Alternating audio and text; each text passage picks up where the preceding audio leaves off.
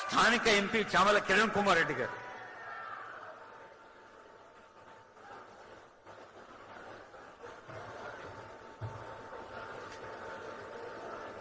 ఈరోజు ప్రజాపాలనలో భాగంగా ఇబ్రహీంపట్నం నియోజకవర్గంలో అంతర్జాతీయ సమీకృత పండ్ల మార్కెట్ని ఈరోజు శంకుస్థాపన చేయడానికి వచ్చినటువంటి ముఖ్యమంత్రి వర్యులు రేవంత్ రెడ్డి గారికి, అలాగే వేదికను అలంకరించిన పెద్దలు మంత్రివర్యులు వ్యవసాయ శాఖ మంత్రివర్యులు తుమ్మల నాగేశ్వరరావు గారికి, జిల్లా ఇన్ఛార్జ్ మినిస్టర్ శ్రీధర్ బాబు గారికి, రెవెన్యూ మినిస్టర్ పొంగులేటి శ్రీనివాసరెడ్డి గారికి, అలాగే వేదిక మీద ఉన్న పెద్దలందరికీ పేరు పేరున నమస్కారాలు తెలియజేస్తున్న. సమయాన్ని దృష్టిలో పెట్టుకొని అందరికీ నమస్కారం. అలాగే ఈ సాయం సంధ్య వేళ వాన పడుతున్నా ముఖ్యమంత్రి గారిని చూడాలి, ముఖ్యమంత్రి గారు చెప్పే విషయాలు వినాలి అని వచ్చిన ప్రతి ఒక్కరికి నా హృదయపూర్వక నమస్కారం. పాత్రికేయ మిత్రులకు కూడా 2023 డిసెంబర్ 7 ప్రజాపాలన మొదలైంది. ముఖ్యమంత్రి రేవంత్ రెడ్డి గారు ఈ నియోజకవర్గానికి నాకు తెలిసి గతంలో అటు ఫ్యూచర్ సిటీ కోసం కానీ, గతంలో ఇక్కడ గౌడనల కోసం, రక్షక్ పిట్ల కోసం కానీ ఎన్నో కార్యక్రమాలకు 2.5 సంవత్సరాల సమయంలోనే 119 నియోజకవర్గాలుంటే ఈ ఒక్క నియోజకవర్గానికి ఎన్నో కార్యక్రమాలకైనటువంటి హాజరైనటువంటి ముఖ్యమంత్రి గారి పనితనం గురించి మీరు ఆలోచించాలి. 10 ఏళ్లు అధికారంలో ఉన్నటువంటి కేసీఆర్ ఏ రోజు ప్రజలకు అవసరమైనటువంటి ఆలోచన చేయలే. ఈ రోజు ఇక్కడ కడుతున్నటువంటి ఈ ఇంటిగ్రేటెడ్ మార్కెట్ కానీ, పక్కన శంకుస్థాపన చేసినటువంటి ఇంటిగ్రేటెడ్ రిజిస్ట్రేషన్ ఆఫీస్ కానీ, ఇవి మేము ఇచ్చిన వాగ్దానాలలో లేవు. ఇచ్చిన వాగ్దానాలు 6 గ్యారంటీలతో పాటు ప్రజా సమస్యలను దృష్టిలో పెట్టుకొని ముఖ్యంగా ఇక్కడికి వచ్చిన రైతన్నలందరికీ చెప్తున్నా, మీకు తెలుసు 10 సంవత్సరాల మిగులు రాష్ట్రంలో ఏ విధంగా దోచుకొని ఈ ప్రజాపాలన వచ్చిన తర్వాత మనకు ఎంత అప్పుందో ఎన్నోసార్లు ముఖ్యమంత్రి చెప్పే ప్రయత్నం చేసి, ఎంతో మంది అన్నారు అప్పుల పేరు చెప్పి తప్పించుకునే ప్రయత్నం చేస్తున్నారని.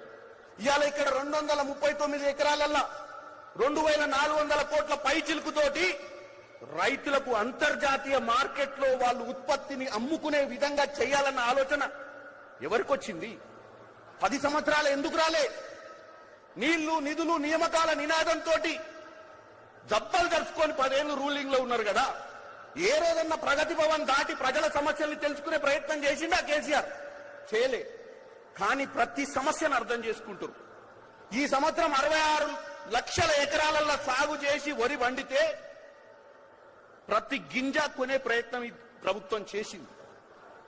ఒక పక్కన బీజేపీ వాళ్ళు మనకు సహకరించకుండా, మన ఒడ్లు కొంటే అవన్నీ సెంట్రల్ గవర్నమెంట్ వాళ్లకు ఉన్నటువంటి బీజేపీ గవర్నమెంట్ కొనే ప్రయత్నం చేయకుండా నిందలేసే ప్రయత్నం చేస్తారు. ఇంకో పక్కన వ్యవసాయ డిక్లరేషన్ అని పెట్టి కేటీఆర్ ఊరూరు తిరుగుతుండు. ఇప్పుడే మల్రెడ్డి రంగానే చెప్పిండు, అరే కేటీఆర్ 10 సంవత్సరాలలో ఇక్కడ ఫ్రూట్ మార్కెట్ 170 ఎకరాలలో కాంగ్రెస్ ఇచ్చిన దాంట్లో నువ్వు గుంట కూడా నవ్వకపోతుంది.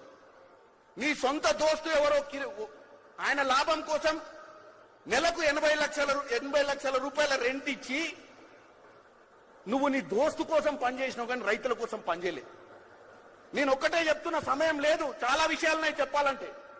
ఈ ప్రజాపాలన ప్రజల కోసం వచ్చింది. ఎన్నో సమస్యలు పరిష్కారం చేయాలి. మీరు నమ్మి 2.5 ఏళ్ల అధికారంలో ఉన్నాం.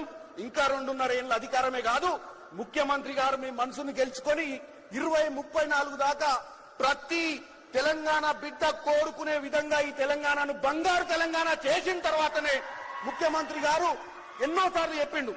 ఆ రోజు తెలంగాణ ఇచ్చింది కాంగ్రెసే. ఎందుకు ఇచ్చింది? నీళ్లు, నిధులు, నియామకాల కోసమే ఇచ్చింది.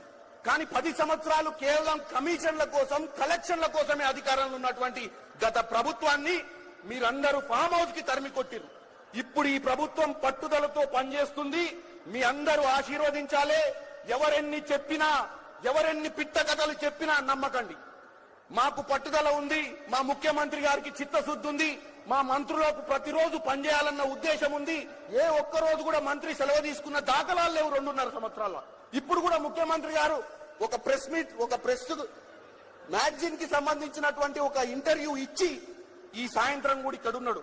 నిన్న మొన్న మహబూబ్ నగర్ ఉన్నాడు.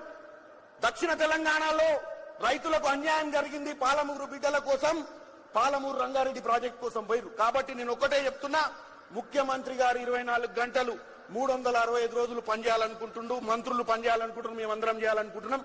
మీ ఆశీర్వాదం ఉండాలి.